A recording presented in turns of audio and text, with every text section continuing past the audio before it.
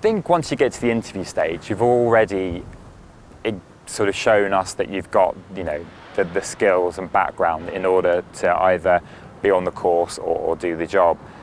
Interview really is an opportunity for you to show that you're genuine, that you're passionate, you're enthusiastic, and those are things you really can't get across on paper. So when you're preparing for your interview, have a think about the things that you can exhibit in person that you can't articulate that way. Well, I think first and foremost, it's absolutely crucial that you be yourself. There can be a great temptation to try and tell us what you think we want to hear, and that doesn't work. Be yourself, because if you put on a bit of an act, that often comes through in an interview.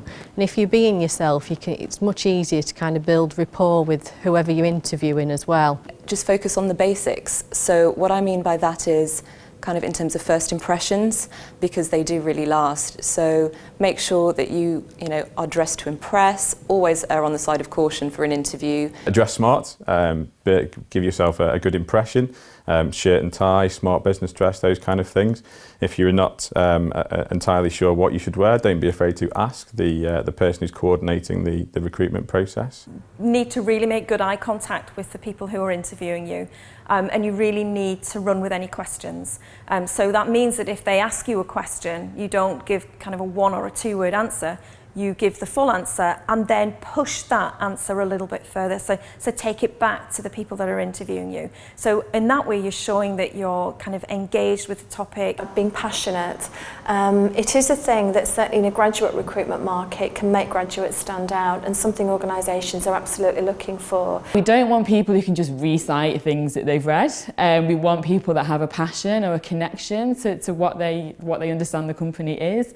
Demonstrating you have a personality that will fit well into our team, because that's the most important thing, because we're putting teams of people together and we're working in a really stressful environment. Personality is just so key. Well, one of the most important things is making sure you do the preparation. Preparation, know the market, know the industry, know the company, and know the job that you're applying for. It's really important that you have some idea of the institutions to which you've applied. If you applied to the University of Sheffield, that's fantastic.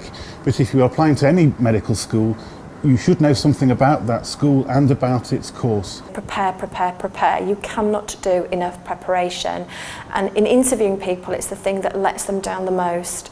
If you're going for a job interview, so you've managed to get through the application stage, you're through that gate, you've got another gate to get through. Really high competition. Employers these days are very choosy. If somebody doesn't meet the criteria, they're not a fit, they will not appoint them. So you really need to understand the role and the organisation, sit with the job description, the person's spec, make yourself lots of notes about how you meet it, try to think of some really good questions and research the company, so that when you go for the interview, you can evidence that you know a little bit about it. So you might say, oh, I noticed on your website, or I read a press article, something that just gives you that edge. Be familiar with your application form or CV. Most people who go to an interview or are interviewing you will have read that and be familiar with it. So be prepared to elaborate on the stories, further develop them, and make sure that they're truthful. Don't lie. You'd be surprised the amount of people who put things in their application that kind of unravels quite quickly at interview. And you will be found out. So just, stick to the truth, be honest and be personable. There's nothing worse in an interview than somebody trying to wing an answer. If you're working on a big piece of machinery like a rolling mill and you try and fumble your way through solving an issue, then there's going to be big problems. But for the really kind of sort of obvious questions, like why do you want to apply for the job? Why have you applied? What's your understanding of this? Like you should know that really well, and you should have practiced speaking about it beforehand. So just get a friend or a brother or whoever to sit down, ask a few of the questions that you think might come up, and practice saying it to them, so that you just feel so much more confident when you actually go in on the day. Try not to let nerves get the better of you. I think everybody appreciates that interviews can be really nerve-wracking, but there are certain things that you can do to try and work on those nerves beforehand, and that's really down to preparation and practice.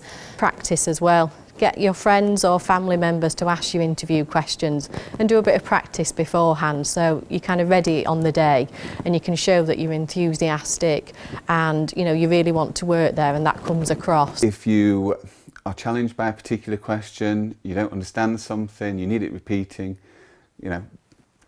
ask for that to be the case, and make sure you're providing sufficient depth, okay, to your answers. One tip I've got for people who are doing interviews is make sure your answers aren't too long. Bear in mind that the people interviewing you have been sat there all day, or they're going to after they finish with you. So entertain them a bit, tell them something they didn't know. Use the STAR technique when you're forming your interview questions and answers. When I ask you a question, think about the situation, the task, the action and the result. If you form your answers like that, the interviewer will get everything that they need from what you're saying, and they won't need to ask you as many follow-up questions.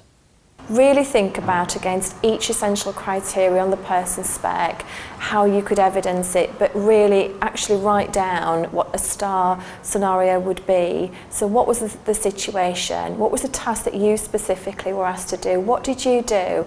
But always be able to think of results. Do your best. All you can do is your best. So aim for that, aim for your best, and then you don't have to worry, you don't have to get too nervous. Just do your best, and then you can leave the room thinking, yeah, I did what I could, and if I get it, great. If I don't, there'll be another opportunity.